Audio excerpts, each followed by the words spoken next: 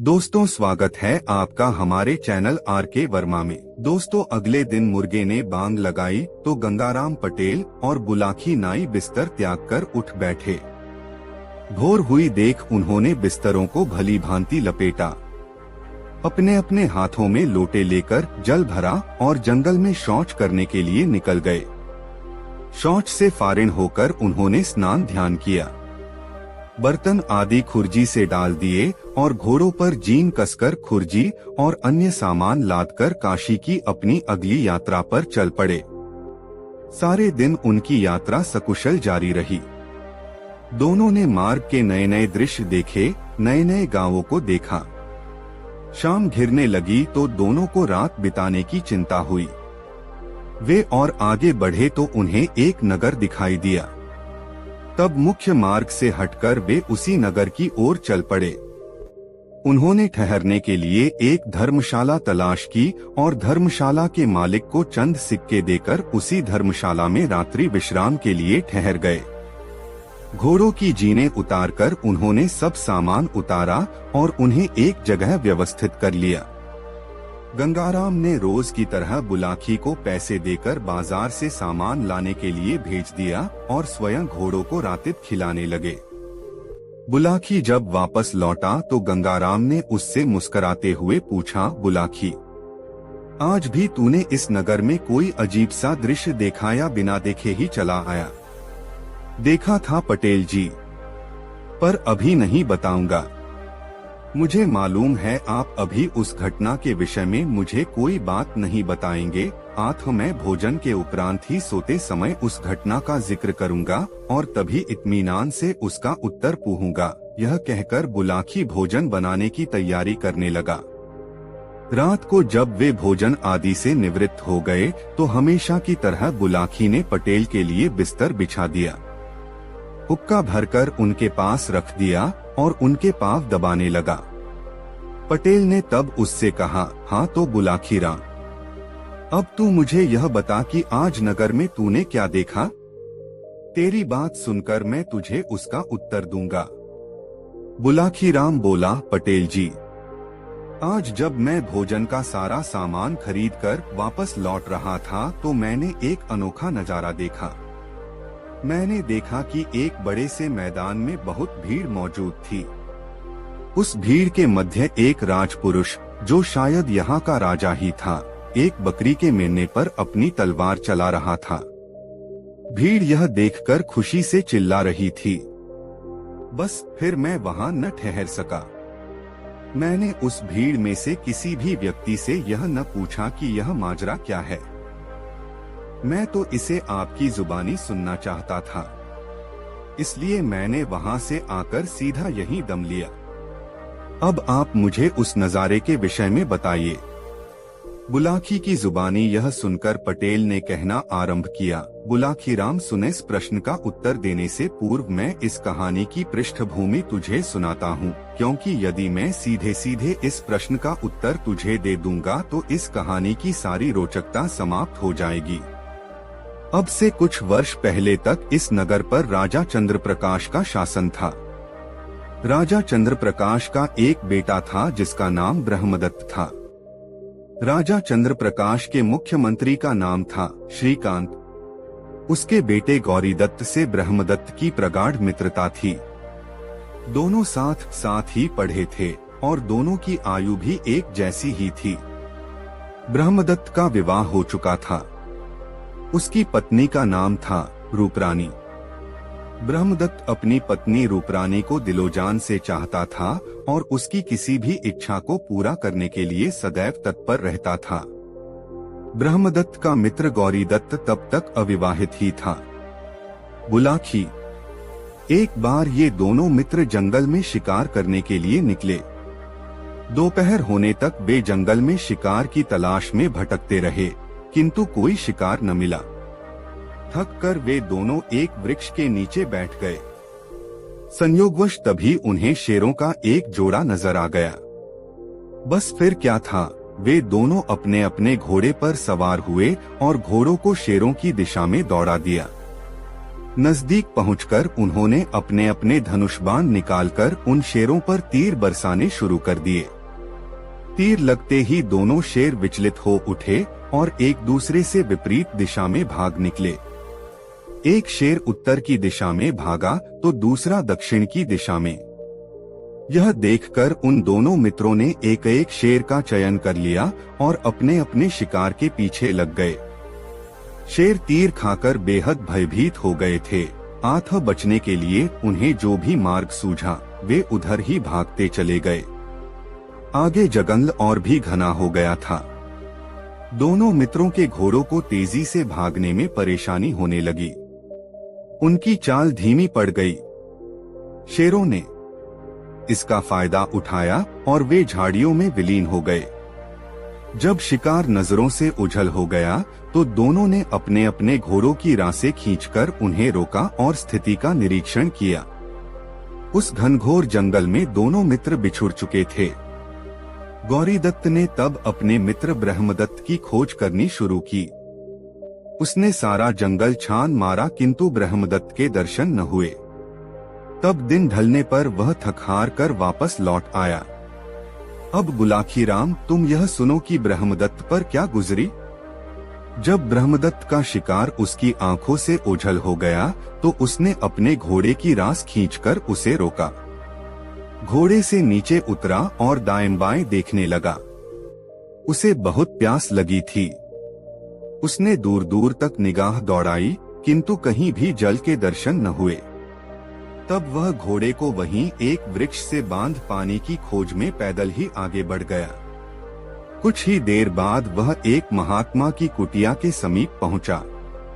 उस निर्जन स्थान पर वह महात्मा अपनी कुटिया बनाकर प्रभु की आराधना किया करते थे। ब्रह्मदत्त ने देखा वह महात्मा उस समय भी समाधि लगाए परमेश्वर की आराधना कर रहे थे। उनके पास ही उनका कमंडल रखा था। उनके समीप पहुंचकर ब्रह्मदत्त ने महात्मा को प्रणाम किया और उनसे कहा, हे मुनिराज, आंखें खोलकर इस सेवक को आशीर्वाद दीजिए। महात्मा ने आंखें न खोली। वह पूर्ववत प्रभु भक्ति में तल्लीन रहे। इस पर ब्रह्मदत्त ने उन्हें फिर से संबोधित किया, हे मुनिश्रेष्ठ, मैं बहुत प्यासा हूँ। यहाँ कहीं पानी हो तो मुझे बता दीजिए ताकि मैं उसे पीकर अपनी तृष्णा शांत कर सकूं। महात्मा इस बार भी मौन ही रहे तो ब्रह्मदत्त ने आगे बढ़कर उनके कमंडल में झांका। कमंडल में जल भरा हुआ था। तब प्यास से बेहाल हो रहे ब्रह्मदत्त ने महात्मा की आज्ञा लिए बिना ही उस कमंडल से जल पी लिया। जल पीते ही उसके शरीर में एक अजीब सा परिवर्तन शुरू हो गया। उसे पराविद्या का ज्ञान हो गया। पराविद्या क्या होती है पटेल जी? अचानक बुलाखी राम ने पूछ लिया। बुलाखी, अपने शरीर को छोड़कर किसी दूसरे के शरीर में प्रवेश हो जाने को पराविद्या कहते हैं। और अब कहानी की समाप्ति तक आगे कुछ मत पूछना, नहीं तो मैं विषय से भटक जाऊंगा, पटेल ने कहा। बुलाखी राम खामोश हो गया तो पटेल ने आगे कहा, हाँ तो बुलाखी, मैं तुम्हें बता रहा था कि महात्मा के कमंडल का जल पीते ही ब्रह्मदत्त को पराविद्या का ज्ञान हो गया। उसकी छठी संज्ञा जागृत हो गई। यह जानकर ब्रह्मदत्त की नियत में खोट आ गया। उस कमंडल में अब भी काफी जल शेष था। आठ उसने वह कमंडल उठा लिया और वहां से चला आया। बुलाखी, तेरी जिज्ञासा के लिए मैं तुझे यह भी बता दूं कि जिस महात्मा का कमंडल ब्रह्मदत्त ले आया था वह महात्मा एक सिद्ध योगी था और जो जल कमंडल से भरा हुआ था वह मंत्रों से सिंचित जल था जिसे योगी ने अपने तपोबल से प्राप्त किया था। बहरहाल ब्रह्मदत्त कमंडल साथ लिए किसी प्रकार उस वन से बाहर निकला और देर रात गए अपने राजमहल में पहुंच गया। उसकी पत्नी रूपरानी उसके वहां न पहुंचने पर घबरा रही थी।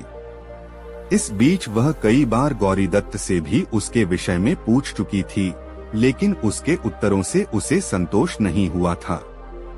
जब ब्रह्मदत्त सकुशल पहुंच गया तो उसकी जान में जान आई। उसने अपने पति से इतना विलंब हो जाने का कारण पूछा तो उसने पूरा ब्यौरा सिलसिलेवार बता दिया। उसने यह भी बता दिया कि अपने साथ वह जिस कमंडल को लाया है उसमें मंत्रों से सिंचित जल है। उस जल को पीने से व्यक्ति को पराविद्या का ज्ञान हो जाता है और तब वह जिस भी प्राणी के शरीर में प्रवेश करना चाहता है कर सकता है। यह जानकर रूपरानी बहुत खुश हुई। उसने भी पराविद्या जानने की इच्छा प्रकट की तो ब्रह्मदत्त ने कमंडल का कुछ जल उसे भी पिला दिया। इस प्रकार रूपरानी को भी पराविद्या का ज्ञान हो गया। दैवयोग से कुछ दिन पश्चात राजा चंद्रप्रकाश का निधन हो गया। पिता के मरने के पश्चात राज्य के सारे अधिकार ब्रह्मदत्त के हाथों में आ गए। तब उसने गौरीदत्त के पिता को सेवानिवृत्त करके गौरीदत्त को अपना मंत्री नियुक्त कर लिया। एक दिन ब्रह्मदत्त अपने मित्र और मंत्री गौरीदत्त के साथ महल की छत पर बैठा हुआ किसी विषय पर वार्तालाप कर रहा था। तभी संयोगवश पराविद्या का जिक्र छिड़ गया।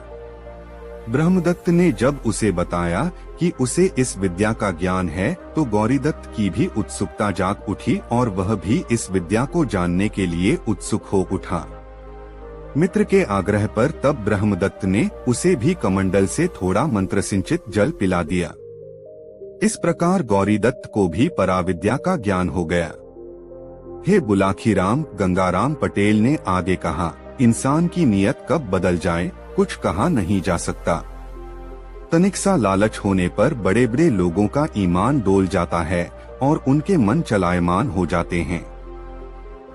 गौरीदत्त के साथ भी ऐसा ही हुआ। पराविद्या का ज्ञान होते ही उसके मन में बैठा शैतान जाग उठा। वह सोचने लगा किसी न किसी युक्ति से मैं अगर ब्रह्मदत्त के शरीर में प्रवेश कर जाऊं तो यह राजपाट, धन, दौलत का स्वामी बन जाऊंगा। फिर मैं इसकी सुंदर पत्नी को अपनी पत्नी बनाकर निष्कंटक राज करने लगूंगा। इसी कुविचार के चलते एक दिन वह ब्रह्मदत्त के साथ वन में आखेट करने के लिए चला गया। वहां दोनों ने जंगल में एक मरा हुआ बंदर देखा। बंदर को देखकर गौरीदत्त ने ब्रह्मदत्त से कहा, मित्र, तुमने पराविद्या का ज्ञान प्राप्त कर लिया है और मुझे भी उस ज्ञान को सिखा दिया है, किंतु अभी उस ज्ञान की हम दोनों ने ही कोई पुष्टि नहीं की है। आज अच्छा अवसर है उस ज्ञान की आजमाइश करने का। सामने यह मरा हुआ बंदर पड़ा है, तुम उसकी काया में प्रवेश कर मुझे दिखाओ तो मैं समझेंगा कि तुम्हारा ज्ञान सच्चा है। हाँ, यह कौन सा मुश्किल काम है, ब्रह्मदत्त ने कहा, मैं अभी अपने ज्ञान की परीक्षा करता हूँ। ब्रह्मदत्त गौरीदत्त की चाल को भांप न सका और अपनी विद्या के प्रभाव से वह अपना शरीर छोड़कर बंदर के शरीर में प्रवेश कर गया। मरा हुआ बंदर तत्काल जीवित सूझता। यह देखकर गौरीदत्त ने भी झटपट अपने ज्ञान का प्रयोग किया। उसने अपनी होज के बल से तत्काल अपना शरीर त्यागा और ब्रह्मदत्त के निष्प्राण पड़े शरीर में प्रवेश किया गया। अपने शरीर के उसने तलवार से कई टुकड़े कर डाले और उन टुकड़ों को एक गहरे खड्डू में फेंक दिया। यह देखकर बंदर रूपी ब्रह्मदत्त घबरा गया। वह फौरन समझ गया कि इस शैतान के दिल में बेईमानी जाग उठी है। यह मुझे मारकर राजगद्दी पर काबिज होना चाहता है। उसकी यह आशंका उस समय सही साबित हो गई जब गौरीदत्त अपने शरीर के कई टुकड़े करके उन्हें खड्डू में फेंककर तलवार उठाए उसे मारने के लिए लपका। बुलाखी, अपनी जान किसे प्यारी नहीं होती। बंदर बने ब्रह्मदत्त ने जब तलवार उठाए गौरीदत्त को अपनी ओर लपकते देखा तो उसके औसान खता हो गए। अपनी जान बचाने के लिए वह भाग छूटा। अब आगे आगे बंदर और उसके पीछे तलवार लिए गौरीदत्त दौड़ रहा था। एकाएक बंदर को एक ऊंचा वृक्ष नजर आया और वह कुलांच लगाकर उसी वृक्ष पर चढ़ गया। एक डाल से दूसरी डाल पर कूदता हुआ वह घने जंगल में निकल गया। गौरीदत्त कुछ देर तक तो उसके नीचे उतरने की प्रतीक्षा करता रहा, किंतु जब बंदर उसकी आंखों से ओझल हो गया तो वह नगर वापस लौट पड़ा। ब्रह्मदत्त के रूप में गौरीदत्त महल में पहुंचा। रास्ते में किसी को भी उस पर यह संदेह न हुआ था कि वह गौरीदत्त है, लेकिन रूपरानी के सम्मुख उसका यह रहस्य अधिक देर तक न छिप सका। उसके बातचीत के लहजे, बोली, व्यवहार और उसके चलने फिरने के ढंग से शीघ्र ही वह समझ गई कि उसके पति के साथ कोई हादसा करके गौरीदत्त ने उसके पति का रूप धारण कर लिया है। उसके पति ने उसे एक बार बताया भी था कि उसने गौरीदत्त को वह मंत्र सिंचित जल पिलाकर उसे भी परकाया प्रवेश का ज्ञान करा दिया है। अब तो वह बहुत व्याकुल हो गई और रात दिन चिंता में डूबी रहने लगी कि किस प्रकार अपने पति की कुशलता के विषय में मालूमात हासिल करे। इतना बताकर गंगाराम ने हुक्के से एक जोरदार कश खींचा। फिर धुआं बाहर निकालते हुए बुलाकी की ओर देखा कि कहीं बुलाकी सो तो नहीं गया है। जब उन्होंने उसे जागते और दिलचस्पी से कहानी सुनते देखा तो कहानी आगे बढ़ाई। बुलाकी राम, अब तू बंदर बने। ब्रह्मदत्त का हाल सुन। यह सुन कि उसका क्या हुआ। गौरीदत्त, जो अब ब्रह्मदत्त के स्थान पर राजकाज संभाल रहा था, उसने कुछ दिन बाद एक अजीब घोषणा प्रसारित करा दी। उसने प्रसारित कराया कि राज्य के सभी बंदर पकड़कर मार दिए जाएं या उन्हें पकड़कर राज्य के बाड़े में रख दिया जाए। जो भी व्यक्ति एक बंदर जिंदा या मुर्दा पकड़कर लाएगा, उसे 10 रुपए प्रति बंदर के हिसाब से इनाम दिया जाएगा। दरअसल गौरीदत्त ब्रह्मदत्त से भयभीत था। उसे भय था कि कहीं किसी दिन बंदर बना ब्रह्मदत्त महल में आकर अपनी पत्नी रूपरानी से न मिल ले। रूपरानी पहले से ही उस पर, गौरीदत्त के प्रति शंकित हो चुकी थी। यदि किसी तरह से बंदर बने ब्रह्मदत्त ने उससे संपर्क कायम कर लिया तो उसका भांडा फूटते हुए देर नहीं लगेगी। रूपरानी सारे राजकीय अधिकार उससे छीनकर उसे कैदखाने में डलवा देगी। इसलिए उसने बंदरों को पकड़ने की घोषणा प्रसारित कराई थी। घोषणा का व्यापक प्रभाव पड़ा।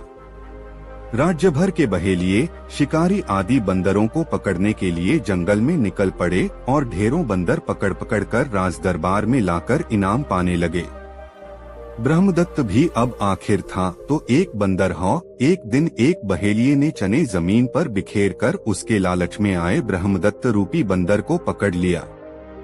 बहेलिये ने उस बंदर को घर में बांध दिया। उसका इरादा अगले दिन उस बंदर को राज दरबार में सौंपकर इनाम पाने का था, लेकिन रात में ही एक घटना घट गई। बहेलिये का एक रिश्तेदार उसके घर आ पहुंचा।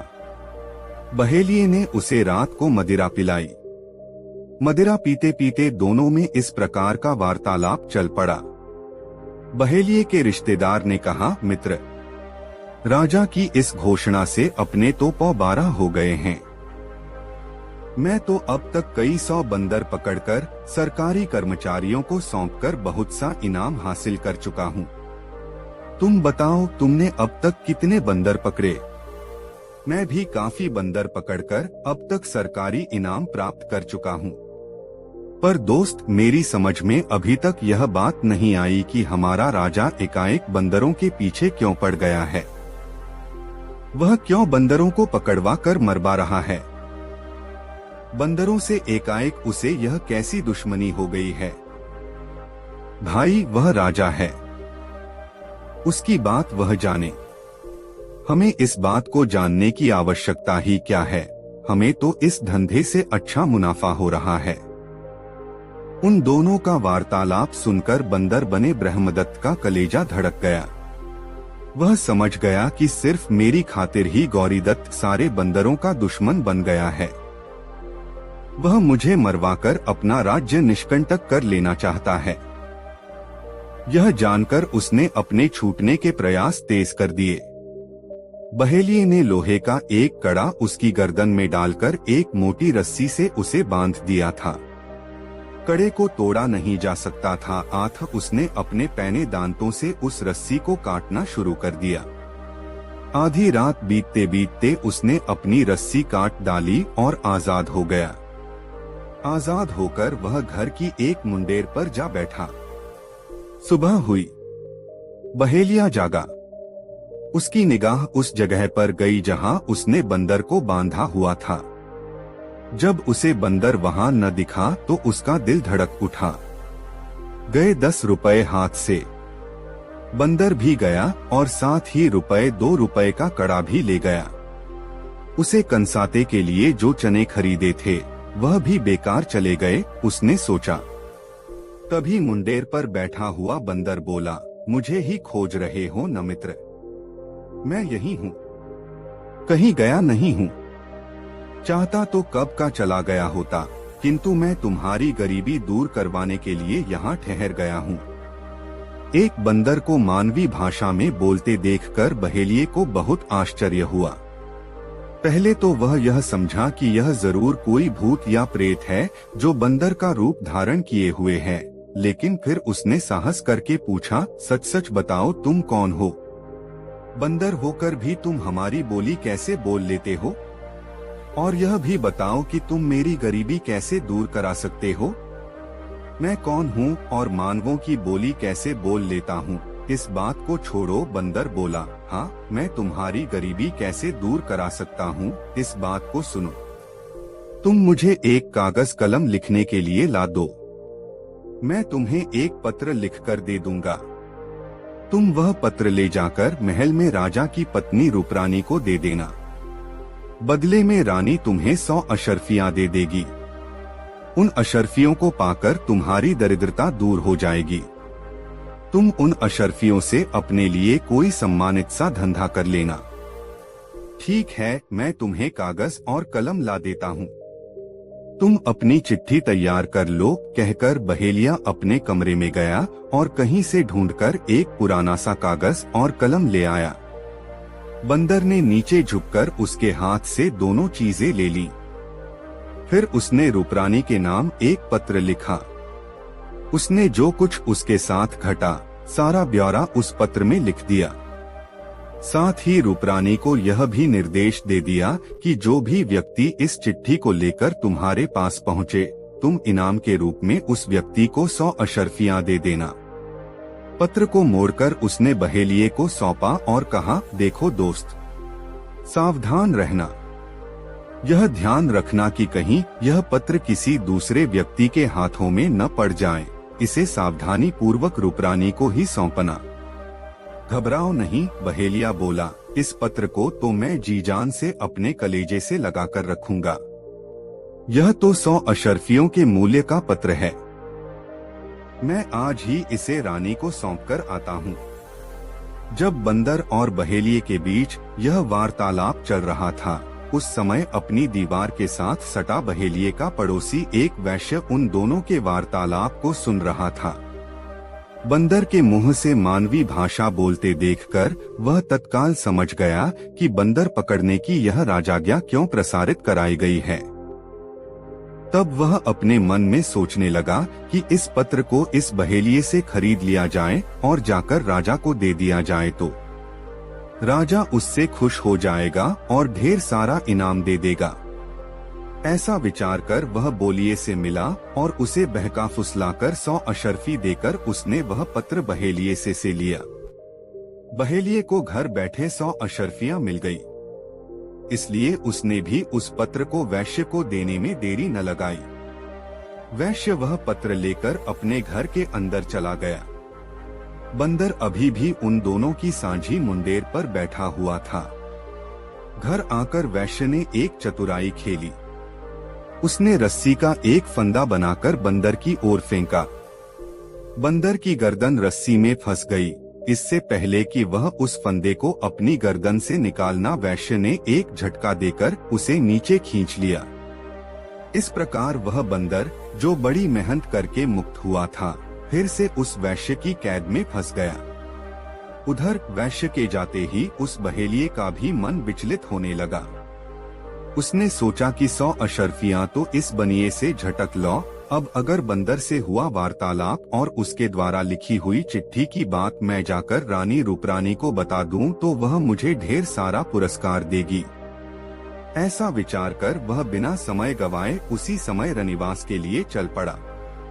बहेलिया लगभग भागता हुआ रनिवास में पहुंचा और उसने सारी बातें रानी के सामने दोहरा दी।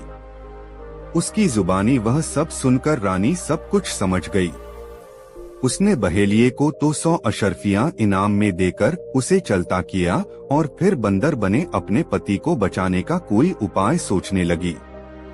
उधर वह बहेलिया जब रनिवास से बाहर निकला तो एक नई खुराफात उसके दिमाग में पैदा हो गई। धन के लालच ने उसको आंखों पर पर्दा डाल दिया था। रनिवास से बाहर आकर वह अपने घर नहीं गया, उसके स्थान पर वह पहुंचा सीधा राजा के दरबार में। वहां उसने वैश्य के विरुद्ध यह शिकायत दर्ज करा दी कि कल उसने एक बोलने वाला बंदर पकड़ा था, किंतु उसके एक पड़ोसी ने वह बंदर छीन लिया। उस बंदर पर उसका अधिकार है, अतः उसके पड़ोसी से वह बंदर छीनकर उसे दिलवाया जाए। उसकी शिकायत पर अमल हुआ। दंडाधिकारी ने कुछ सैनिक बंदर सहित उस वैश्य को पकड़कर लाने के लिए रवाना कर दिए। इतनी कहानी सुनाकर पटेल ने कुछ क्षण का विराम लिया, हुक्का गुड़गुड़ाया और ढेर सारा धुआं कंठ से उगलते हुए बुलाखी की तरफ देखा। वे बोले, बुलाखी, यह कहानी कुछ लंबी है, इसलिए कहानी के बीच बीच में तू हुंकारा देना बंद मत करना। ऐसा कहा जाता है कि बात में हुंकारा और फौज में नगाड़ा। कथा कहने वाला जब कोई कथा सुनाए तो उसके बीच हुंकारा जरूर देना चाहिए। इसी प्रकार रणभूमि में जब फौज लड़ने के लिए जाए तो नगाड़े जरूर बजाए जाने चाहिए। कथाकार जब कथा कहता है, यदि बीच बीच में श्रोता उसकी कथा सुनकर हुंकारा भरता रहे तो कथाकार का मनोबल बढ़ जाता है। वह यह जानकर आनंदित होता है कि श्रोता उसकी कथा में रुचि ले रहे हैं। इसी प्रकार फौज के आगे जब नगाड़ा बजाया जाता है तो उसका उत्साह दोगुना बढ़ जाता है और वह पूरी ताकत से शत्रु से भिड़ जाती है। मैं जानता हूँ यह बात पटेल जी, बुलाखो बोला, मैं पूरी तल्लीनता से इस कथा को सुन रहा हूँ। हाँ, कुछ देर के लिए मैंने हुंकारा देना जरूर बंद कर दिया था, इसीलिए आपको यह भ्रम हो गया कि शायद मुझे नींद आ गई है। अब आप आगे की कहानी कहिए। पटेल बोले, बुलाखी, जैसा कि मैंने पहले कहा, उस बहेलिये के जाते ही रूपरानी बंदर बने अपने पति को बचाने का कोई उपाय सोचने लगी थी। बहुत चिंतन और मनन के बाद अंततः उसे एक उपाय सूझ ही गया। उसने अपनी सेविका को बाजार में भेजकर एक तोता मंगवाया और उस तोते के पिंजरे को अपने आंगन में टांग दिया। कुछ ही देर बाद उसने महल के नीचे लोगों का कोलाहल सुना। कारण जानने के लिए उसने छत से नीचे झांका। नीचे कुछ सैनिक एक बंदर की डोरी हाथ में थामे एक आदमी को पकड़कर ले जा रहे थे।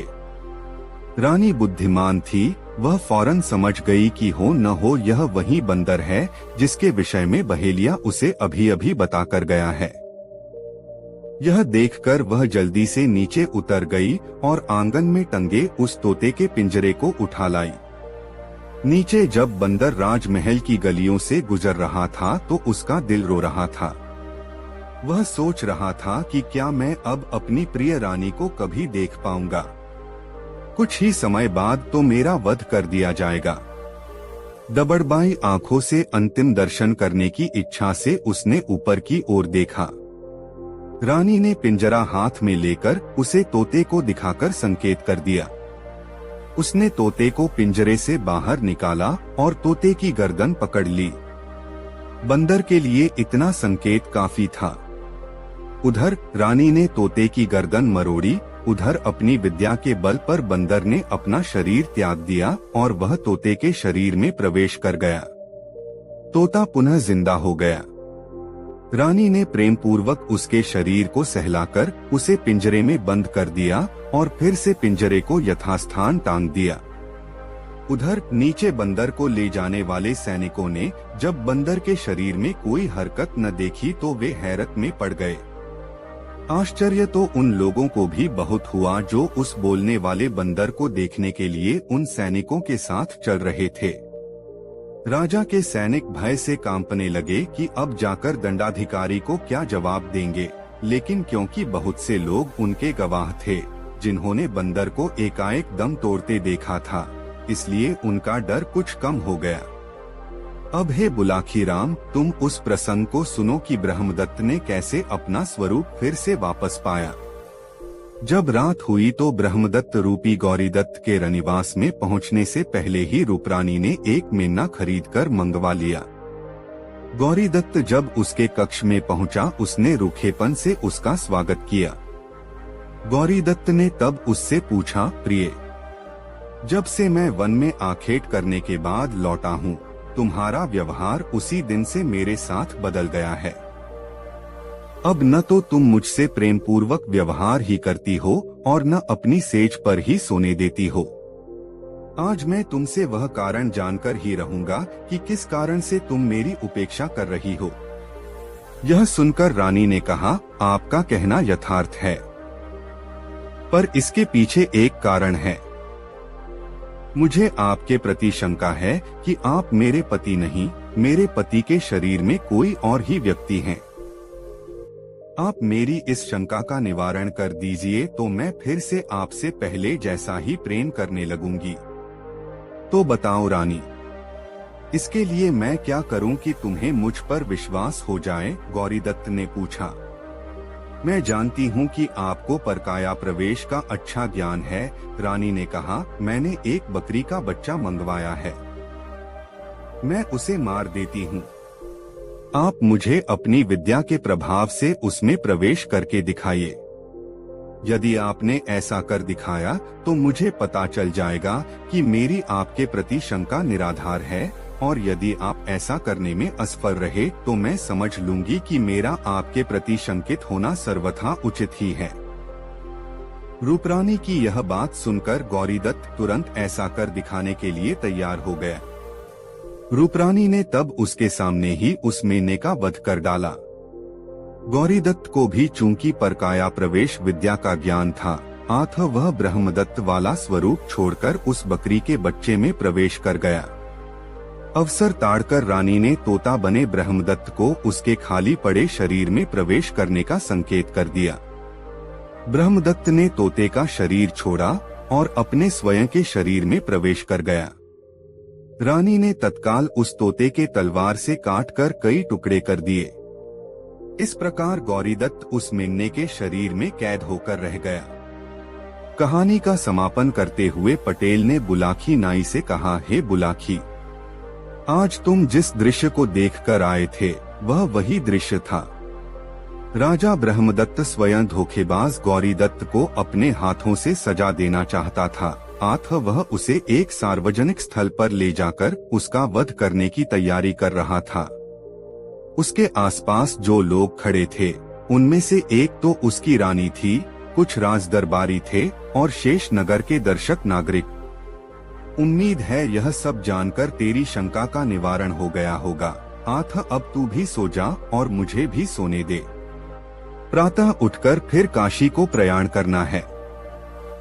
इतना कहकर गंगाराम पटेल ने बिस्तर पर अपने पैर पसार लिए और निद्रा देवी की गोद में समा गए। बुलाकी भी करवट बदलकर सोने का प्रयास करने लगा। दोस्तों, ये कहानी आपको कैसी लगी कमेंट में जरूर बताएं। दोस्तों, गंगाराम पटेल और बुलाकी दास दोनों उठ बैठे। उन्होंने कुछ नाश्ता करके अपना सब सामान संभालकर भावनगर से प्रस्थान किया। मार्ग के किनारे के दृश्यों को देखते हुए वह घोड़े पर जल्दी जल्दी जा रहे थे, क्योंकि अब तो उन्हें अपने घर पहुंचने की फिक्र थी।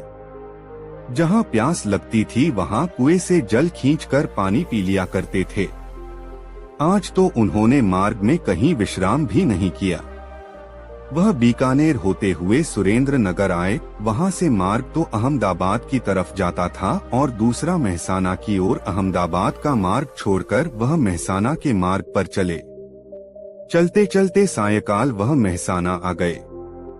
नगर के किनारे पर ही संत का एक आश्रम था। गंगाराम पटेल ने वहां के महात्मा से अपने ठहरने का विचार प्रकट किया तो उन्हें ठहरने की आज्ञा मिल गई। पटेल जी और बुलाकी ने देखा कि आश्रम पर अनेक संत महात्मा ठहरे हुए हैं। कोई वैष्णव है तो कोई सन्यासी, कहीं पर उदासीन अपना धूनी जमाए चिमटा गाड़े हुए आसन पर विराज रहे हैं। अनेक भक्त संतों की सेवा में लगे हुए हैं। पटेल जी अपना सामान महात्माओं से अलग एक और कुएं के पास रखवाया। उसके बाद बुलाकी को 50 रुपए देकर कहा कि तुम सामान लेकर जल्दी आना, कहीं ऐसा ना हो कि तुम बाजार में जाकर इधर उधर घूमते रहो। अगर बाजार बंद हो गया और सामान ना मिला तो भूखा ही मरना पड़ेगा। बुलाकी रुपए लेकर बाजार गया। वहाँ उसने अपना आवश्यक सामान खरीदा और जब वह आ रहा था तो उसने देखा कि एक अच्छा जुलूस जा रहा है। लोगों से पूछने पर पता चला है कि वह राजा के राजगुरु हैं। कभी कभी यहाँ राजा के महल में इसी भांति जुलूस के साथ धूमधाम से आते रहते हैं। बुलाकी ने देखा राजगुरु बहुमूल्य वस्त्र पहने हुए हैं, साथ में बाजे बज रहे हैं। उसी समय वहाँ एक आदमी आया जिसके साथ 4 सिपाही थे। उस आदमी के आदेश से सिपाहियों ने राजगुरु को पकड़कर उसके हाथों में हथकड़ी डाल दी। बुलाकी यह सब देखता रहा। जुलूस में हलचल मच गई। लोगों ने राजा को खबर की। राजा भी वहां आया और उसने राजगुरु को प्रणाम तो किया, परंतु उन्हें सिपाहियों से मुक्त नहीं करा सका। यह देख बुलाकी को बड़ा आश्चर्य हुआ कि मामूली आदमी के कहने से सिपाहियों ने राजगुरु के हथकड़ी डाल दी और राजा अपने गुरु को मुक्त नहीं करा सका। बुलाकी सोच रहा था कि राजगुरु को गिरफ्तार करने वाला यह कौन आदमी हो सकता है। यो विचार करता हुआ बुलाकी अपना सामान लेकर संत के आश्रम पर आया और पटेल जी के सामने सब सामान रखकर कहने लगा कि अब मैं अपने घर जाता हूँ, मेरी राम राम लो। पटेल जी बोले, हे बुलाकी, मैं समझता हूँ तुम अवश्य कोई अजूबा चरित्र देखकर आए हो। अभी पहले भोजन का प्रबंध तो करो, फिर सोते समय तुम्हारी बात को सुन लूंगा और उसका जवाब दूंगा। तब बुलाकी ने कुएं से पानी खींचा, बर्तन व नित्य की भांति मिलजुल कर भोजन बनाकर खाया। फिर बुलाकी ने पटेल जी का बिस्तर लगा दिया, हुक्का भर कर रख दिया। पटेल जी हुक्का पीने लगे। तब बुलाकी ने बर्तन साफ करके रखे और सब सामान चौकसी के साथ रख दिया और फिर पटेल जी के पैर दबाने लगा। जब पटेल जी को नींद आने लगी तो बुलाकी बोला कि आज तो मेरी बात का जवाब दिए बिना ही सोने लगे। इतनी सुनकर पटेल जी कहने लगे, मैं थक गया था, इसलिए नींद आने लगी, मुझे तुम्हारी बात का ध्यान नहीं रहा था। खैर अब जल्दी बताओ कि तुमने आज क्या देखा। तब बुलाकी ने बाजार में जुलूस देखने और उसके बाद राजगुरु की गिरफ्तारी की बात बताई और अंत में बोला, है पटेल जी, मुझे यह आश्चर्य हुआ कि राजा की तो शक्ति सबसे बड़ी होती है। राजगुरु राजा के भी पूज्य हैं, तो ऐसा क्या कारण है कि राजगुरु को एक मामूली आदमी ने गिरफ्तार करा दिया और राजा यह सब कुछ देखता ही रहा। बुलाकी दास नाई की बात सुनकर गंगाराम पटेल बोले, हे बुलाकी, तुम नित्य की भांति हुंकारा देते जाना, तभी मैं अपनी बात को सुनाऊंगा। बुलाकी को समझाकर गंगाराम पटेल ने बात करनी शुरू की और वह हुंकारा देने लगा। पटेल जी बोले, हे बुलाकी, अब मैं तुम्हारी शंका का निवारण कर रहा हूँ। सुनो, एक नगर में एक पुरुष अपनी पत्नी सहित रहता था। वह अपने परिवार में पति पत्नी 2 ही प्राणी थे। एक दिन प्रातः काल पत्नी सोते से जागकर पति से कहने लगी, दोहा, सोवत में सपनों लखों, सुनो नाथ चितलाए। भिक्षा मांगने को गयो, एक भिखारी आए। भिक्षुक को जब मैं गई, उठकर भिक्षा दें। उंगली बासे छू गई, हृदय भई बेचैन। मेरे पतिव्रत धर्म पर आए गई है आँच। उंगली मेरी काट दो, तुम्हें बताओ साँच। अपनी पत्नी की इस प्रकार की बात सुनकर उसका पति बोला कि दोहा, भीख भिखारी को दई, सपने में सुकुमारी। उंगली बासे छू गई, तो का भयो बिगारी। अरे यह तो सपने की बात है। अगर सपने में किसी भिखारी को भीख देने पर उंगली छू गई तो इसमें कोई पाप नहीं है। ना तेरे पतिव्रत धर्म पर ही कुछ आँच आती है, इसलिए यह उंगली काटने की बात तेरी व्यर्थ है। उसने अपनी पत्नी को समझाकर उसके पतिव्रत धर्म की प्रशंसा की और अपने अपने नित्य कर्म दोनों ने किए। बाद में पत्नी ने भोजन बनाकर पति को खिलाया और कहने लगी कि यह हमारे कपड़े हैं, इन्हें बाजार से अभी सिला लाओ। वह आदमी अपनी पत्नी के कपड़े लेकर बाजार सिलाने गया। एक दुकान के आगे एक दर्जी बैठा कपड़े सी रहा था। वही उसकी मशीन तथा सब सामान रखा था। उसी के पास जाकर उसने कहा कि हमारी पत्नी के यह कपड़े तुम्हें आज ही सीने हैं। दर्जी ने वह कपड़ा उससे ले लिया और दिए हुए नाप के अनुसार कपड़ा उसी समय काट दिया और बचा कपड़ा व कपड़े की कतरन देकर बोला, दोहा कपड़ा यह लो, प्रथम तुम घर रखाओ जाए, कपड़े तब मैं सीऊंगा, सुन लो कान लगाए। यहाँ ईमानदारी का काम है। मैं किसी की कतरन भी अपने यहाँ नहीं रहने देता। इतनी बात दर्जी की सुनकर वह पुरुष कहने लगा, दोहा कपड़े तुम सी दो मेरे, सुनो लगाकर कान, कतरन रखने से कोई कहे ना तुम्हें बेईमान। लेकिन दर्जी बोला, भाई मैंने अपना नियम ऐसा ही बना लिया है कि मैं अपने यहाँ किसी की कतरन नहीं रखता, पहले उसे घर रखकर आओ तभी कपड़े सिलूंगा।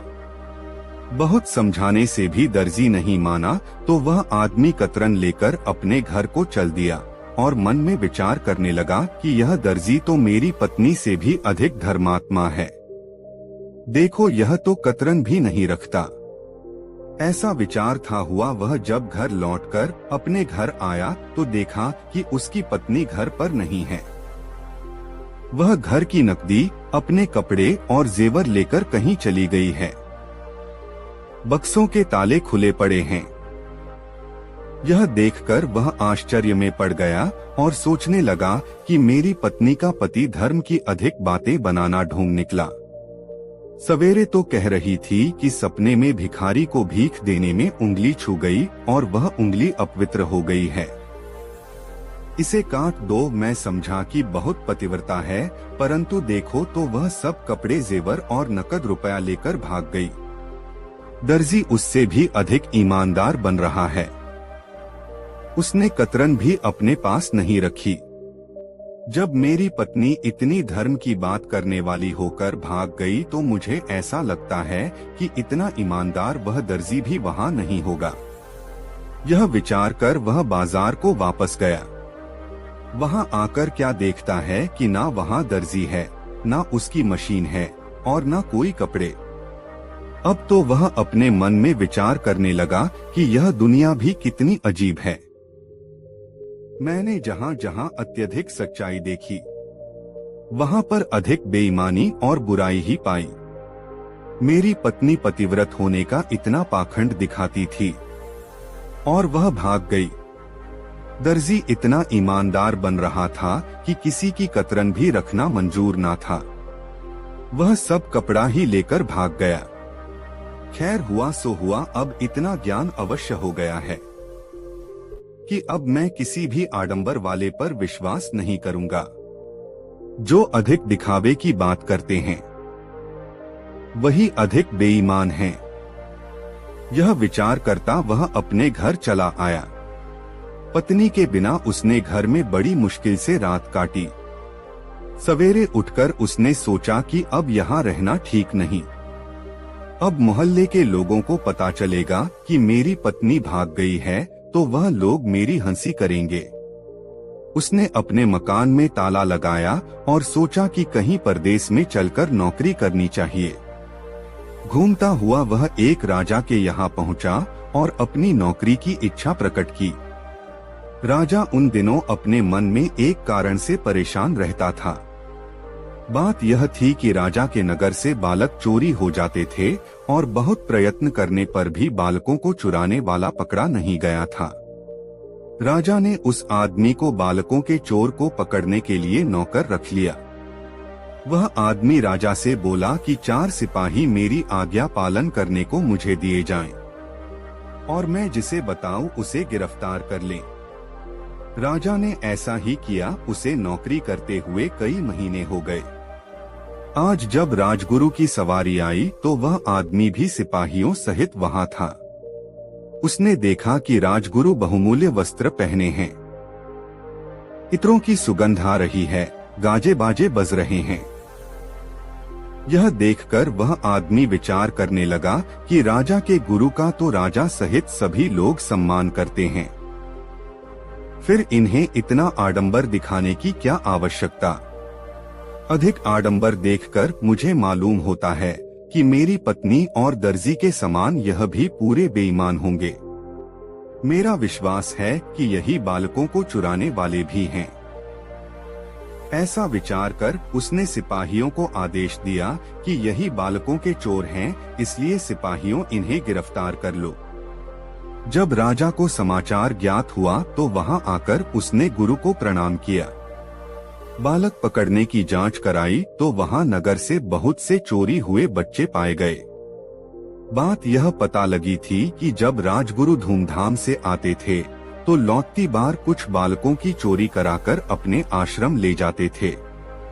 राजगुरु होने के कारण राजा या कोई अन्य पुरुष उन पर संदेह भी नहीं कर पाता था कि गुरु बालकों के चोर होंगे। जिन लोगों के बालक राजगुरु के आश्रम पर मिले वे लोग उन्हें वहां से अपने साथ में ले आए। राजा ने उस आदमी को बुलाकर कहा, मैं तुमसे प्रसन्न हूँ कि तुमने बालकों के चोर का पता लगा लिया, परंतु यह बताओ कि राजगुरु पर तो कोई बालकों को चुराने का संदेह भी नहीं कर सकता था, परंतु तुमने उन्हें किस प्रकार चोर माना। तब वह आदमी कहने लगा कि आज की दुनिया में मेरा अनुभव है कि जिसका अधिक आडंबर देखो उसी को अधिक बेईमान समझो। इसके बाद उसने राजा को आप बीती घटनाओं को सुनाया, जिसे सुनकर राजा ने उसे बहुत सम्मान दिया। गंगाराम पटेल बोले कि हे बुलाकी, तुम यही घटना आज देखकर आए हो। अब मैंने तुम्हारा सब आश्चर्य दूर कर दिया है। रात भी अधिक हो गई है, सवेरे जल्दी उठना है, इस कारण तुम सो जाओ। दोस्तों, यह कहानी आपको कैसी लगी कमेंट में जरूर बताएं। दोस्तों, जब बुलाकी नाई ने गंगाराम पटेल के साथ द्वारिका, सुदामापुरी, सोमनाथ, मालिका तीर्थ तथा सत्ताधार आदि के दर्शन कर लिए और लौटने का विचार किया तो गंगाराम पटेल कहने लगे, दोहा होता है ना हर जगह आना बारंबार, आए हैं तो देख लें चल कर के गिरनार। गंगाराम पटेल जी की इतनी बात सुनकर बुलाखीदास नाई कहने लगा, है पटेल जी, यह बात तो मैं भी आपसे कहने वाला ही था, क्योंकि दोहा सुन रखा गिरनार है अतिशय शोभा खान, गुफा अनेकन है वहाँ संतन के स्थान, दर्शन वहाँ के किए से दूर हो तो सब पा, इस कारण चलकर वहाँ दर्शन की जाए आप। आपस में ऐसी सलाह मिलाकर बुलाकी नाई ने सब सामान तैयार किया और अपना प्रस्थान गिरनार को किया। चलते चलते वह नरसी जी की पावन जन्मभूमि जूनागढ़ में पहुंच गए। वहां उन्होंने दामोदर कुंड में स्नान किया। नरसी जी का जन्म स्थान, पुराना किला, गिरनार पहाड़ पर भतृहरि गुफा, राम मंदिर, जैन मंदिर, गोमुख अंबाजी का मंदिर, गोरख धूना, दत्तात्रेय जी की चरण पादुका, कमंडल कुंड, मुचुकुंद गुफा इत्यादि देखकर वह जूनागढ़ लौट आए और एक बगीची पर अपना आसन लगा दिया। गंगाराम पटेल ने बुलाकी को सामान लाने के लिए रुपए दिए। बुलाकी बाजार को गया और वहां से अपना सामान खरीदकर बगीची की ओर आ ही रहा था तो शहर के बाहर उसने एक स्वच्छ तालाब पानी से भरा हुआ देखा। उसमें शोभायमान कमल के फूल खिले हुए थे। तालाब की ओर से संगीत की मनोहर ध्वनि तो आ रही थी, परंतु वहां गाने बजाने वाला कोई भी दिखाई नहीं दे रहा था। बुलाकी को बड़ा आश्चर्य हुआ और वह सामान लेकर सीधा बगीची पर आया और अनमना सा बैठ गया। बोला, मुझे घर जाना होगा। बुलाकी नाई की बात सुनकर गंगाराम पटेल ने कहा कि अरे, अब तो हम अपने घर को ही लौटेंगे। पहले भोजन बनाओ, खाओ, फिर रोज की भांति आज भी सोते समय तुम्हारी समस्या का निदान कर तुम्हें संतुष्ट कर लूंगा। तब बुलाकी नाई पानी भरकर लाया, बर्तन साफ किए, फिर चूल्हा जलाकर खाना बनाया और खाया। बुलाकी ने पटेल जी का बिस्तर लगाकर हुक्का भर के रख दिया। सब सामान ठीक प्रकार से रखकर बुलाकी पटेल जी के पांव दबाने लगा। तब पटेल जी ने मुस्कुराते हुए कहा, भाई बुलाकी, आज तुम जो अनोखी बात देखकर आए हो वह मुझे बताओ।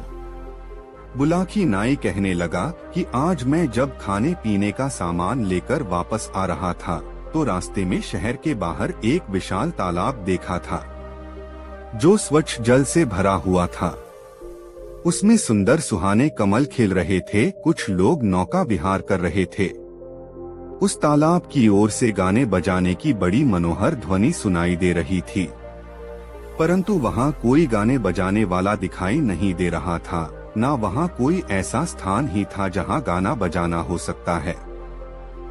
यह देखकर मुझे बड़ा आश्चर्य हुआ।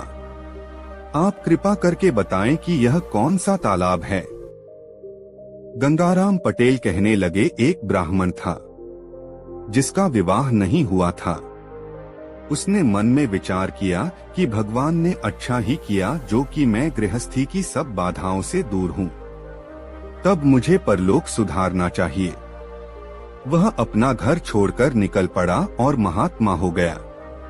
उसने बहुत कठोर तप किया, किसी भी सांसारिक वस्तु पर ध्यान न देकर सदैव भगवान में लीन रहने लगा। कई कई दिन निराहार उपवास किए और पानी के सहारे ही अपना जीवन निर्वाह किया। उसकी इस कठिन तपस्या से इंद्र का सिंहासन हिलने लगा। इंद्र भयभीत हो गए और नारद जी से कहने लगे कि हे मुनिदेव, क्या कारण है कि आज मेरा सिंहासन चल रहा है। देवराज की यह बात सुनकर नारद जी कहने लगे, दोहा, एक तपस्वी तप करे जूनागढ़ दरमियान, तप से सिंहासन हिला सत्य करूं बखान, पूरन तप वह जो करे लीजे आप विचार, इंद्रासन पर आके कर ले वह अधिकार। देव ऋषि की बात सुनकर इंद्र चिंतित हुए और नारद जी से बोले, दोहा, मुझसे जो मुनिदेव यह सिंहासन छिन जाए, बात बिगड़ जाए सभी, अब कछु करो उपाय। इंद्रदेव की बात सुनकर नारद जी कहने लगे कि आप कुछ उपाय करें। साहस खोने से कोई लाभ नहीं।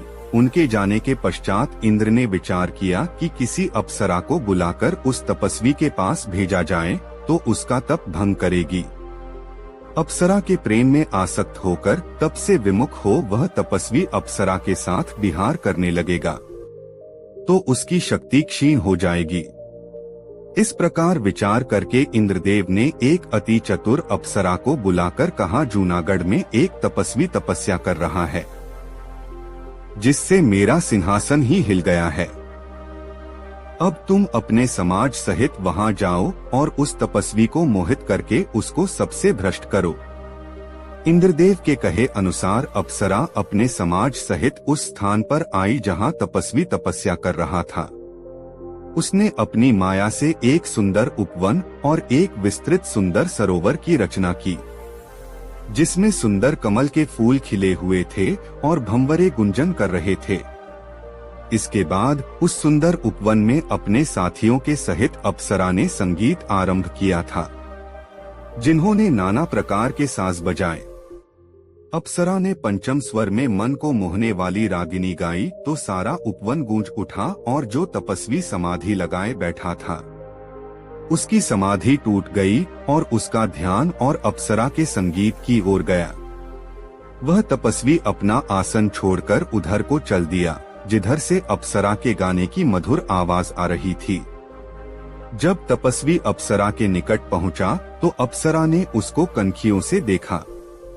अब उसने और भी अधिक मधुर गायन से उसके चित्त को अपनी ओर आकर्षित किया, जिसके बाद तपस्वी भगवान का ध्यान करना बिल्कुल भूल गया और उस अप्सरा के वशीभूत हो कहने लगा, कुंडली, बतला दे तू कौन है हे मृगनैनी नारी। भूला मैं जब तब सभी तेरी छटा निहारी, तेरी छटा निहारी हृदय में मैं अपने हर्षाया। सुन तेरा संगीत यहाँ तक आसन से आया, एक बार फिर मुझे रागिनी मधुर सुना दे। आई है किस लिए यहाँ पर तू बतला दे। तपस्वी की इतनी बात सुनकर अप्सरा कहने लगी, कुंडली, आई हूँ स्वर्गलोक से, सुन तपस्वी चितलाए। सेवा करने आपकी स्वामी दिया पठाए। स्वामी दिया पठाए, दर्श कर चित हर्षाया। धन्य हमारा भाग, आपका दर्शन पाया। जो कुछ आज्ञा देव करूं तो अब हूँ सेवकाई। इच्छा पूर्ण करन आपकी हूँ मैं आई। अप्सरा की ऐसी बात सुनकर तपस्वी बड़ा आनंदित हुआ। बोला, मैंने अब तक संसार में तुम्हारे समान सुंदर स्त्री नहीं देखी और न कोई ऐसा सुरीला संगीत सुना है। मेरा मन तुम्हारी सुंदरता को देखकर ऐसा मोहित हो गया है कि मैं यही चाहता हूँ कि तुम सदा मेरे नेत्रों के सामने रहो और अपने मधुर संगीत द्वारा मेरी इच्छा पूर्ण करती रहो। तपस्वी की यह बात सुनकर अप्सरा कहने लगी, आप एक तपस्वी हैं, आपकी इच्छा पूरी करना तो मेरा परम कर्तव्य तथा धर्म है। मैं आपकी आज्ञा को शिरोधार्य कर पालन करूंगी। अब आप मुझे सेवा की आज्ञा तो दीजिए। मैं वही करूंगी जिसे करके आपको सुख पहुँचे। अप्सरा की यह बात सुनकर तपस्वी कहने लगा, यदि तुम यहाँ उपवन में रह अपने संगीत एवं सहवास से मेरी इच्छा पूरी करोगी तो समाज वाले देखकर हंसेंगे। आठ किसी अदृश्य स्थान में तुम मेरी कुछ समय तक इच्छा पूरी कर सको तो मैं अपने को अत्यंत भाग्यशाली समझूंगा। अप्सरा ने यह बात सुनी तो समझ गई कि अब तो तपस्वी मेरे वश में है। इससे अपने बिगाड़ का कुछ भय नहीं और अब मैं आसानी से इंद्रदेव का कार्य पूरा कर सकूंगी।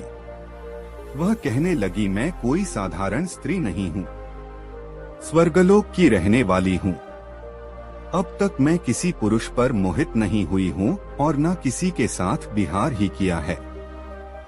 यदि आप सदैव मेरे साथ विहार करने का प्रण करें तो मैं आपकी इच्छा पूरी कर सकती हूँ, नहीं तो अपने स्थान को चली जाऊंगी। अप्सरा की इतनी बात सुनकर तपस्वी बोला कि मेरी भी यही इच्छा है जो तुम्हारी है। मेरा भी विवाह नहीं हुआ और ना मैंने अब तक किसी स्त्री पर दृष्टि डाली है। मेरी इच्छा है कि मेरा तुमसे आजीवन विहार होता रहे तो अच्छा है। इतनी सुनकर अप्सरा कहने लगी कि ऐसा सुख तो आप जैसे बड़े तपस्वी जनों को ही प्राप्त हो सकता है, सबको नहीं। अब मैं आप जैसी इच्छा कर रहे हैं वैसा ही सदैव करूंगी। अपने मन में विचार कर अप्सरा ने इंद्रदेव के कार्य को सिद्ध करने का उचित उपाय किया। उस सरोवर के नीचे उसने अपनी माया से एक ऐसे बहुत सुंदर भवन की रचना की जो कि दिखाई नहीं देता था। उस भवन के ऊपर जल भरा हुआ था, जिसमें कि सुहाने सुहाने कमल भी खिल रहे थे, भंवरे फूलों पर गुंजार कर रहे थे। भवन में अनेकों मणियां लगी हुई थी, जिनसे कि अद्भुत प्रकाश होता था। स्वर्ग जैसे समस्त सुखों के साधन उस भवन में उपलब्ध थे। अप्सरा अपने साथियों सहित उस तपस्वी सहित निवास करने लगी। अन्य कक्षाओं में अपने साथियों को ठहराया और स्वयं अप्सरा तपस्वी से विहार करने लगी। जब भी तपस्वी को संगीत सुनने की इच्छा होती है तभी अप्सरा अपने साथियों सहित वहां गाना बजाना आरंभ कर देती है। हे बुलाखीदास, इस तालाब में जल के नीचे उसी अप्सरा द्वारा बनाए हुए माया का भवन है, जो किसी को दिखाई नहीं देता और वहां अप्सरा उस तपस्वी सहित विहार करती है। उस अप्सरा के साथी भी दूसरे कमरे में रहते हैं।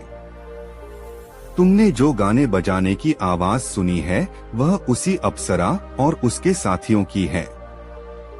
अब तुम्हारी बात का जवाब मिल गया। रात भी अधिक हो गई है, अब सो जाओ क्योंकि सवेरे जल्दी उठना है। दोस्तों, वीडियो कैसा लगा कमेंट में जरूर बताएं। दोस्तों, गंगाराम पटेल और बुलाखीराम नाई काशी नगरी में पहुंच गए।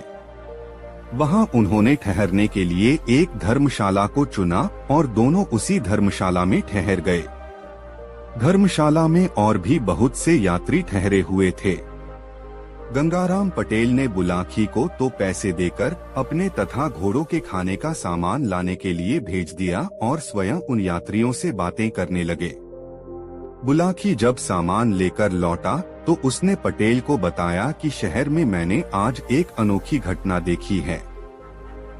तब पटेल ने उसे आश्वस्त किया कि खाने से निवृत्त होकर जब दोनों आराम से बैठ जाएंगे तो अपनी देखी हुई घटना मुझे सुनाना, मैं तुम्हारे प्रश्न का समाधान कर दूंगा।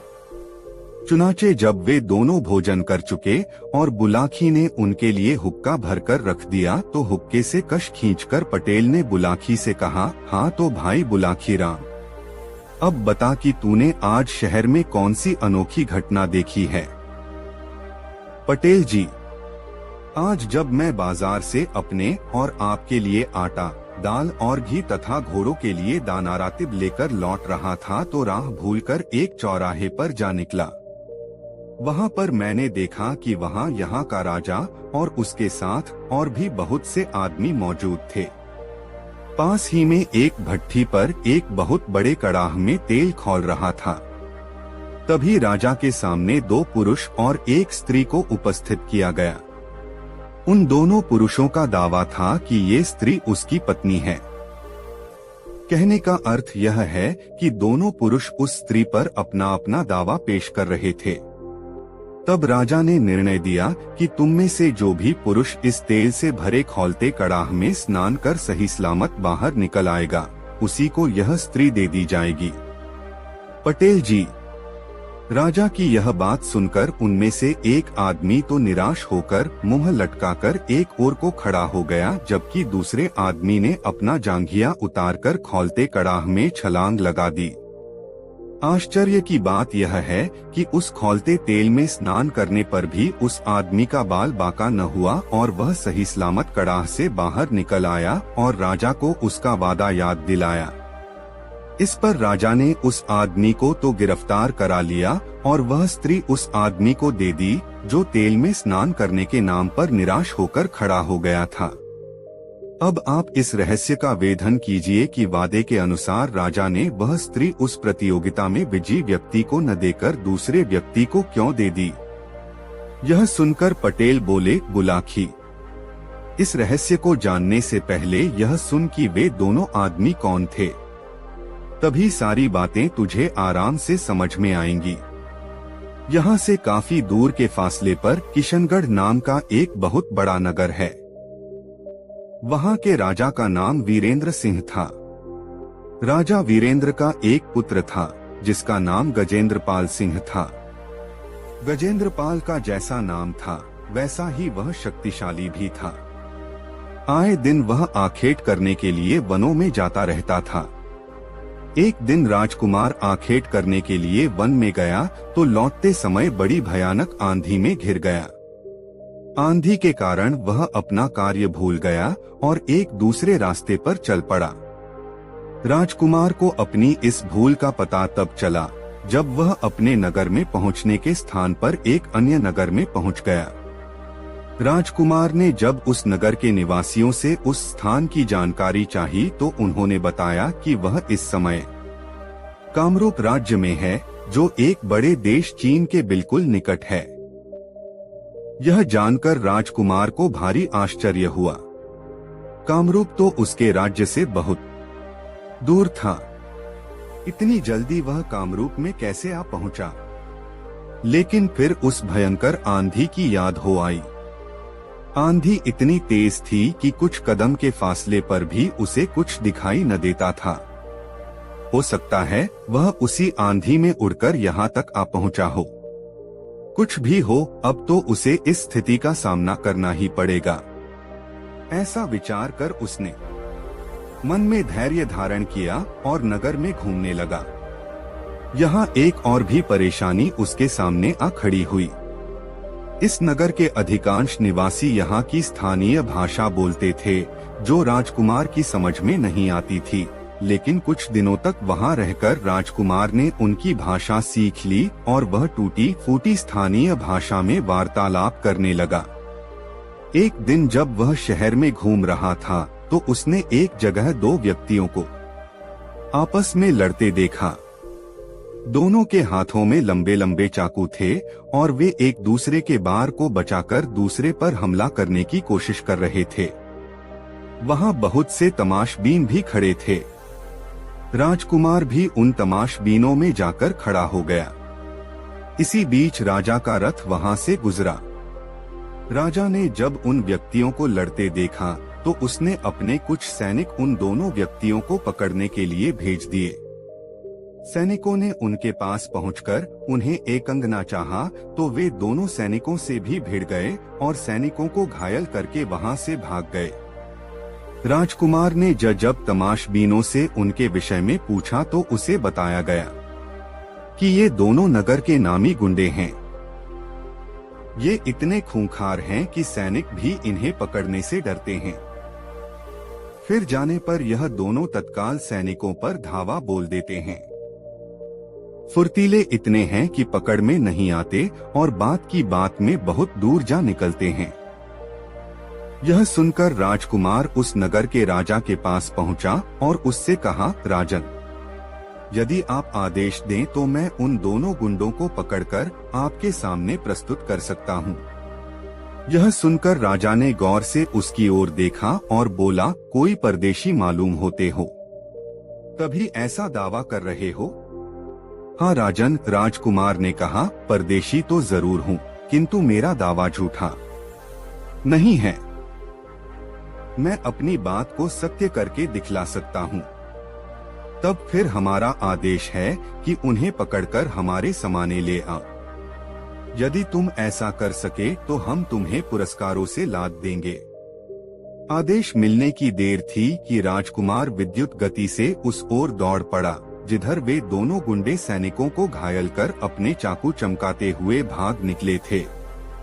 राजकुमार को मल्ल विद्या का अच्छा ज्ञान था।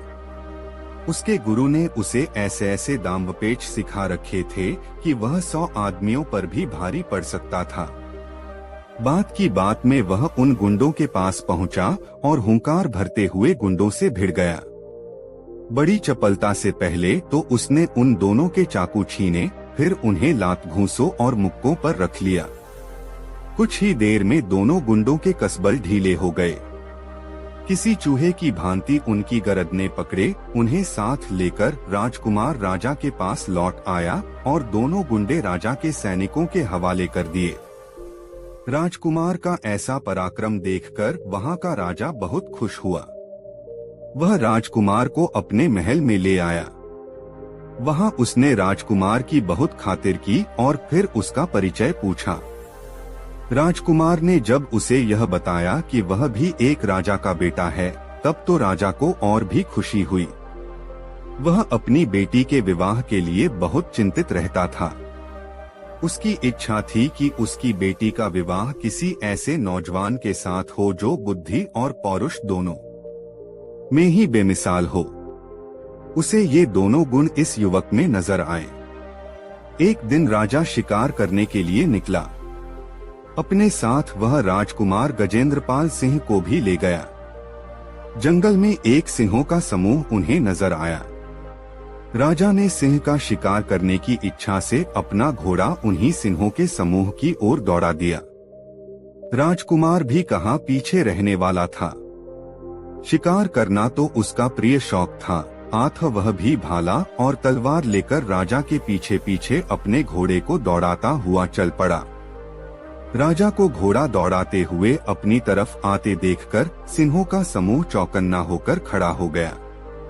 उनमें से जो दुर्बल सिंह थे वह तो पीछे मुड़कर भाग लिए, लेकिन जो बलवान सिंह थे वे मुकाबला करने को तत्पर हो गए। राजा ने निशाना बांधकर अपना भाला एक सिंह पर चलाया। निशाना चूक गया। भाला सिंह के शरीर को छूता हुआ भूमि में जा गड़ा। क्रोधित होकर सिंह ने उछाल भरी और अपने पंजे की जोरदार थाप घोड़े की थूथन पर जमा दी। वार इतना करारा था कि घोड़ा लड़खड़ा गया। घोड़े के लड़खड़ाने से राजा का संतुलन बिगड़ गया और वह भूमि पर आ गिरा। तभी दूसरा सिंह राजा पर झपट पड़ा। राजा ने फुर्ती से उठकर म्यान में रखी अपनी तलवार निकालनी चाहिए, लेकिन तभी सिंह के पंजे की एक करारी चोट उसे लगी और वह उछलकर दूर जा गिरा। तत्काल ही उसे मूर्छा आ गई। तब तक राजकुमार भी सिंहों के पास पहुंचा। एक सिंह अभी राजा पर झपटने की तैयारी कर ही रहा था कि राजकुमार का फेंका हुआ भाला सनसनाता हुआ उसकी छाती में पैवस्त हो गया। सिंह ने एक भयंकर दहाड़ मारी और वह भूमि पर लोटपोट होने लगा। दूसरा सिंह भी झपटने ही वाला था कि राजकुमार ने उसकी थूथन पर तलवार का वार कर दिया। सिंहों की थूथन उनकी सबसे संवेदनशील जगह होती है। आठ थूथन पर वार होते ही सिंह एकदम घबराकर पीछे हट गया। एक बार उसने अपने साथी सिंह को भूमि में लोटपोट होते देखा और फिर भयभीत होकर घनी झाड़ियों की ओर दौड़ लगा दी। राजकुमार गजेंद्रपाल घोड़े से उतरा। घोड़े की पीठ पर मौजूद छागल से पानी निकाला और राजा के मुंह पर पानी के छींटे मारे। जल के छींटे लगने से राजा को होश आ गया और वह उठकर बैठ गया। उसने कृतज्ञता भरी दृष्टि राजकुमार पर डाली। राजकुमार बोला, उठिए राजन, आज आपने शेर का शिकार कर लिया है। नहीं राजकुमार, यह शिकार मैंने नहीं, तुमने किया है। सिंह के पंजों की चोट खाकर मैं तो अचेत हो गया था। तभी तुम्हारा फेंका हुआ भाला सिंह की छाती फाड़ता उसकी छाती के आर पार निकल गया। आज तुमने मेरी जान बचाई है। महल पहुंचकर मैं तुम्हारे इस उपकार का पुरस्कार तुम्हें अवश्य दूंगा। बुलाखी, कथा तो बहुत लंबी है, मैं तुम्हें संक्षेप में ही सुनाता हूँ। महल में पहुंचकर राजा ने अपनी बेटी का विवाह राजकुमार गजेंद्रपाल सिंह के साथ कर दिया। राजकुमार अपनी पत्नी के साथ कामरूप के राजा के राजमहल में आनंद पूर्वक रहने लगा। जब उसे वहां रहते हुए कई महीने बीत गए तो एक दिन उसने पत्नी से कहा, प्रिय, यहाँ रहते हुए मुझे बहुत समय बीत गया है। अब मुझे अपने घर की याद सताने लगी है। मेरे परिवार वालों को मेरे बारे में कुछ भी पता नहीं है। वे बेहद चिंता कर रहे होंगे। आठ हमें अपने घर लौट चलना चाहिए। इस पर राजकुमारी ने अपनी सहमति व्यक्त कर दी। कुछ नानुकर करने के बाद राजा ने भी उसका अनुरोध मान लिया और बहुत सा दान दहेज देकर अपने दामाद और बेटी को विदा कर दिया। सारे दिन की यात्रा के बाद उनका काफिला एक नगर में पहुंचा और एक सुंदर सा स्थान देखकर वहीं पड़ाव डाल दिया। आतनी कहानी सुनाकर पटेल चुप हो गए। तरोताजा होने के लिए उन्होंने हुक्के से 3-4 गहरे गहरे कश खींचे और ढेर सारा धुआं अपने मुंह से उगल दिया। फिर उन्होंने आगे की कथा आरंभ की। हाँ तो बुलाखी राम। जब उन लोगों ने उस स्थान पर पड़ाव डाला तो एक दुर्घटना घट गई। उस स्थान पर एक प्रेत का निवास था। उसने कामरूप की राजकुमारी राजकुमार गजेंद्रपाल सिंह की पत्नी को देखा तो वह उस पर मोहित हो गया। तब उस प्रेत ने राजकुमार गजेंद्रपाल का वेश बनाया और राजकुमार और राजकुमारी के खेमे में पहुंच गया। उसने राजकुमार से कहा कि यह स्त्री तो मेरी पत्नी है, आठ मैं इसे लेकर जाऊंगा। राजकुमार ने कहा कि यह तुम्हारी पत्नी कैसे हो सकती है? यह तो मेरी पत्नी है, मैं इसे विवाह कर लाया हूँ। इस पर दोनों में हाथापाई होने लगी। शोरगुल सुनकर सभी नौकर चाकर वहां पहुंच गए। उनकी समझ में नहीं आ रहा था कि किसका पक्ष लें। कौन है असली राजकुमार? दोनों की शक्लें और वेशभूषा एक समान थीं। दोनों में रंचमात्र भी अंतर न था। बोलचाल, हाव भाव और चाल ढाल से दोनों एक जैसे प्रतीत हो रहे थे। राजकुमारी सहमी सी खड़ी थी। उसकी समझ में नहीं आ रहा था कि किसे अपना पति माने, किसे नहीं। बात वहां के राजा तक पहुंची, लेकिन वहां का राजा भी कोई निर्णय न दे सका। उसने कहा, यह एक गंभीर स्थिति है, मैं तुम्हारा कोई न्याय नहीं कर सकता। तुम दोनों काशी नरेश के पास चले जाओ। वह परम गुणी और बेहद बुद्धिमान व्यक्ति हैं। वही तुम्हारा न्याय करेंगे। राजा की बात मानकर वे दोनों इस नगर में आ गए।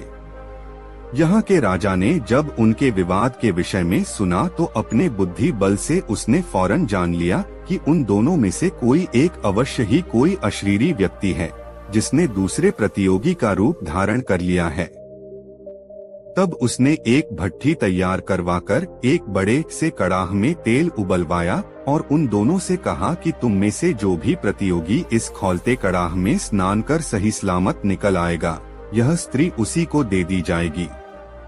राजा की यह बात सुनकर बेचारा गजेंद्रपाल सिंह तो निराश होकर एक ओर खड़ा हो गया, लेकिन अशरीर प्रेत फौरन ऐसा करने को तैयार हो गया। आगे की कहानी तुझे मालूम ही है। राजा ने उस राजकुमारी को उसके असली पति के हवाले कर दिया और राजकुमार का वेश धारण किए उस अशरीरी प्रेत को सैनिकों के हवाले कर दिया। यह है सारी कहानी जो तू शाम को देख कर आया है। तो क्या राजा उस प्रेत को जेल में बंद रख सकेगा?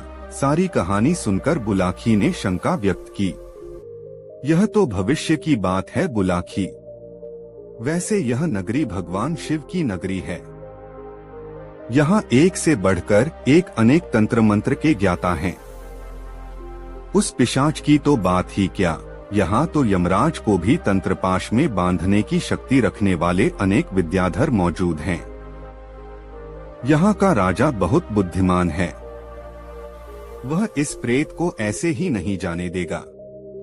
वह इसका जरूर तगड़ा इंतजाम कर देगा, जिससे कि वह प्रेत फिर किसी को परेशान न कर सके। और अब तेरी हर शंका का समाधान हो गया है, इसलिए अब आंख मूंद कर सो रहो। सुबह उठकर पहले गंगा जी में गोता लगाएंगे, फिर भोजनादि से निवृत्त होकर इस पवित्र नगरी के प्रसिद्ध स्थानों को देखेंगे। भगवान विश्वनाथ के दर्शन करेंगे और स्वयं को धन्य मानेंगे। तब अगला दिन कैसे बीतेगा, इसकी सुखद कल्पना करता हुआ बुलाकी राम सो गया। गंगाराम पटेल भी निद्रा देवी की गोद में समा गए।